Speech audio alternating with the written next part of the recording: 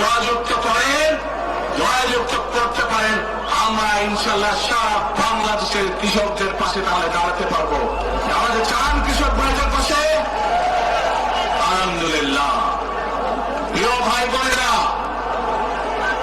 আমরা দেখেছি শহীদ রাষ্ট্রপতি জিয়াউর রহমানের সময় এইভাবে খাল খনন করা হয়েছিল সারা বাংলাদেশে, এবং সেই খাল খনন করার মাধ্যমে কৃষকদের সেচ সুবিধা সহ মানুষের পানির সমস্যার সমাধান হয়েছিল। জানেন আপনারা যে খাল খনন নিয়ে কে কে জানেন? কে খাল খননের কথা শুনেছেন? এই তো হাজারো মানুষ হাত তুলেছে।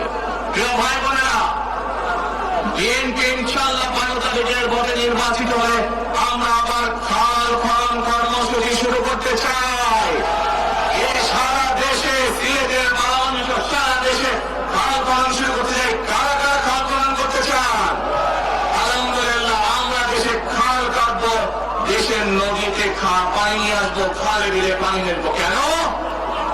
আপনাদের মনে আছে কয়েক বছর আগে কিভাবে ওই পাশ থেকে পানি ছেড়ে দেওয়া হয়েছিল, সারা সিলেট শহর ভেসে গিয়েছিল বন্যার পানিতে, মনে আছে?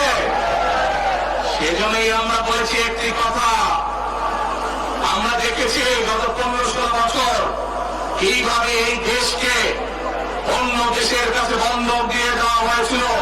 সেজন্যই আমি বলছি দিল্লি নয়,